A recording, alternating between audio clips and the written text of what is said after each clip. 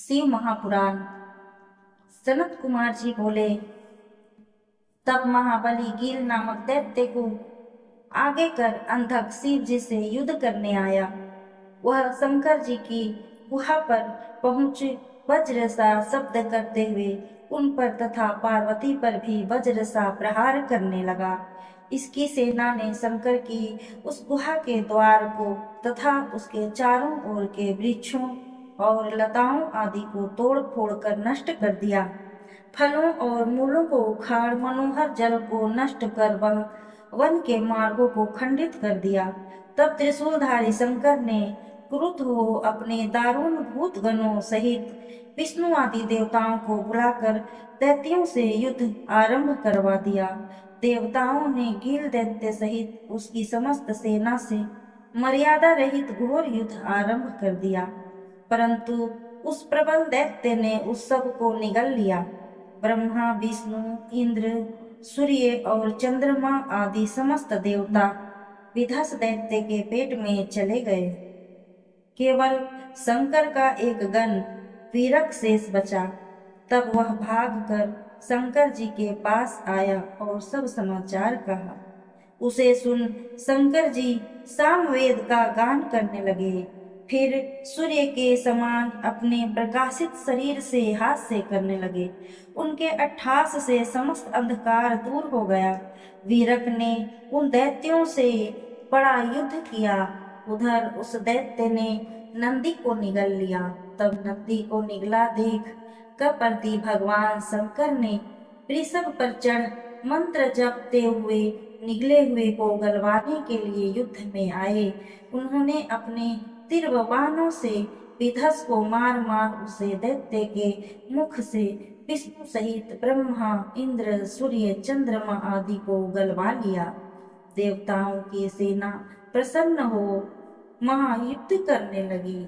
शुक्राचार्य जी युद्ध में मरे हुए दैत्यों को अपनी संजीवनी विद्या से जिलाने लगे। तब उन्हें ऐसा करते देख शिव जी के गणों ने उन्हें बांधकर शंकर जी के सामने उपस्थित किया। शंकर जी शुक्राचार्य को निगल गए। शुक्र के नष्ट होने से दैत्यों का बल छिन्न हो गया। फिर तो देवताओं ने उन्हें मार मार कर व्याकुल कर दिया।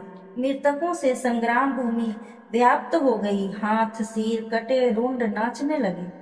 प्रेमत, बैताल आदि मुर्दों के मांस भक्षण करने लगे। इस प्रकार बहुत समय तक हिरण्यकशिपु के वंश में उत्पन्न दैत्य महेंद्र से युद्ध करके हार गया। देवताओं ने क्रोध कर दैत्यों का नाश कर दिया। हरि ने अपनी प्रचंड गदाघात से दैत्यों का मद चूर्ण कर दिया, परंतु अब तक भी दैत्यों का प्रधान अंधक युद्ध में डटा रहा। इंद्र ललकार ललकार से मारने लगे। वह भी अपने पैने बाण मार मार गिरिजा और रुद्र को पीड़ा देने लगा। सैकड़ों मायाओं से कपट युद्ध करने लगा। देवताओं से अवध्य होने पर अब उसने शंकर जी को अपनी माया से जीतना चाहा। अंधक समस्त युद्ध भूमि में व्याप्त हो घोर युद्ध करने लगा, परंतु शिव जी ने अपने त्रिशूल से उस दैत्य को मारकर बहुत प्रकार से छेद डाला। उसके सारे शरीर से रुधिर का प्रवाह बहने लगा। उस प्रवाह से बहुत से दैत्य उत्पन्न होकर युद्ध करने लगे।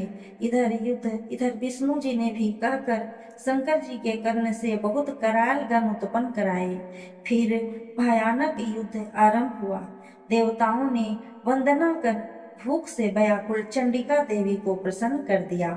वह व्याकुल हृदय देवी दैत्यों के शरीर से निकले रक्त को पान करने लगी। युद्ध भूमि में मांस का कीच उत्पन्न हो गई। तब अपने कुल का सनातन छात्र धर्म स्मरण कर वह दैत्य शंकर जी पर पुनः घोर बाण बरसाने लगा। शिव जी त्रिशूल उठा उसका हृदय छेदते हुए उसे ऊपर उठा लिया। यह होते ही युद्ध शांत हो गया।